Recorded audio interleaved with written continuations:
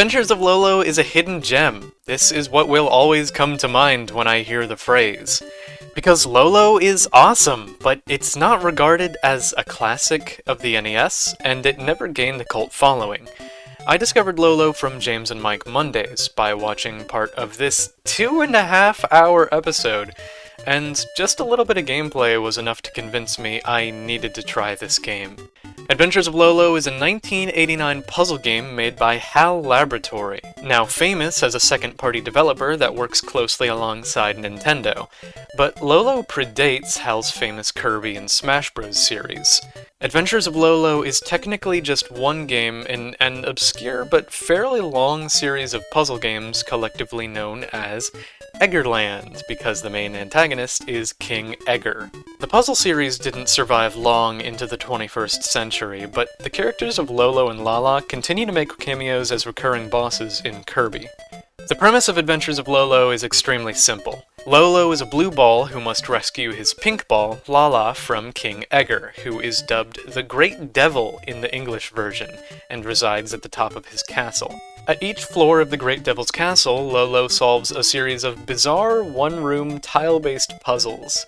This type of tile-based puzzle gameplay inspires me. It's exactly the kind of thing I wanted to make myself back when I experimented with Game Maker, but I was never clever enough for this kind of level design. Nor was I as imaginative as Japanese game designers. As was the norm during the NES era, Lolo is wacky. It may not be obvious what's even happening on the screen. The idea for every puzzle is to take an orb from a chest, which is unlocked by picking up every heart tile. Some heart tiles power Lolo up with a magic attack. You have to push blocks and interact with little monster things to reach all the heart tiles without dying. Although every level is restricted to a single screen, there are a lot of levels, and so Lolo has a 4-digit password system in case you need to take a break. This game is not short by the standards of the time, nor is it easy. I thought at first the game would end around the 6th floor of the castle, but Lolo just kept going. The amount of content is impressive, and the last 4 floors were frankly really hard. I'm used to NES-style difficulty, so this shouldn't have been any surprise to me. But what was surprising about the difficulty, compared to other NES games, was that it's at least extremely fair. Within the first 2 floors, the designers pose simple puzzles that demonstrate all of the game's mechanics, and no unexpected mechanics will ever appear after that. The puzzles are always consistent. It's the same game from beginning to end, but with a high degree of depth resulting out of a few basic rules. The later levels even start requiring you to kill enemies and let them respawn to use them as a tool for something else. I've beaten Zelda 1 and 2, both puzzle-heavy NES games, but what separates those from Lolo is that puzzles in the original Zeldas can be pretty stupid. They can be fun, too, but they don't always follow any logic, and not all of them can be argued to be fair. You have moments where you're just expected to play a flute at a random pond, or expected to stab a random table, or use a random spell in a barren village. With no hints leading you to these conclusions, it's all just guessing. In the mid-80s, Nintendo had not yet mastered level design, and it's very evident from how counterintuitive their puzzles used to be, not always giving the player the tools they needed to find an answer. Some games were just impossible to play without a Nintendo power. But Lolo was designed intelligently. All it is a brain teaser. Some puzzles seemed impossible to me at first, but it really just took a while of staring at the screen to figure out a method, because everything I need to know is right there. The game has a suicide button if you need to reset a room, and every level can be infinitely retried. The only way to understand what makes a brain teaser so fun is to try it yourself, and believe me, it is a satisfying game, and it's worth your time.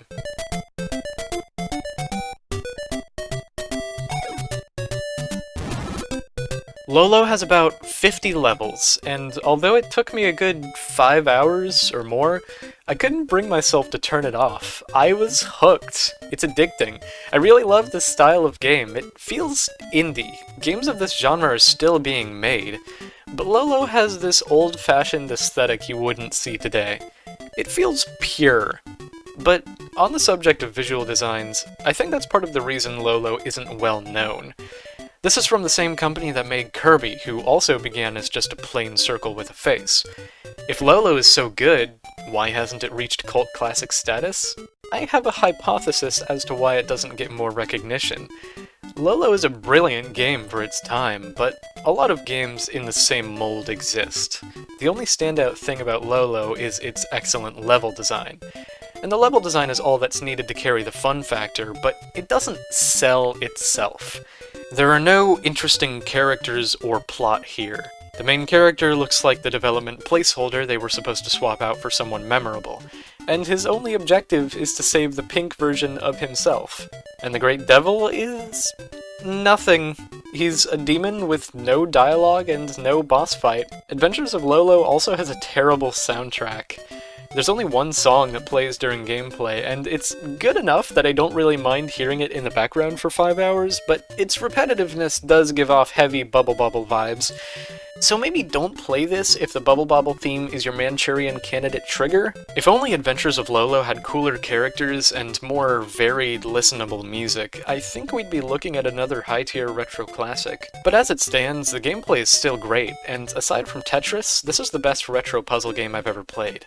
I mean, Zelda may be a better action-adventure game, but this is a superior puzzle game. I rate Adventures of Lolo 8 out of 10. It's a very casual but head-scratchy puzzle compilation with a low level of commitment required, and I think the casual gamer will find it a ton of fun. It's still pretty cheap for NES, but you can play it and its sequels on Switch or Wii U Virtual Console. Haha, oopsies, or maybe not, because maybe I wrote the script a long time ago and the Wii U eShop no longer exists. If only Lolo had the characters, music, and polish to make it memorable, maybe this could have been a hit on its console of origin, but otherwise, these are excellent puzzles, and I would love to play more games like this.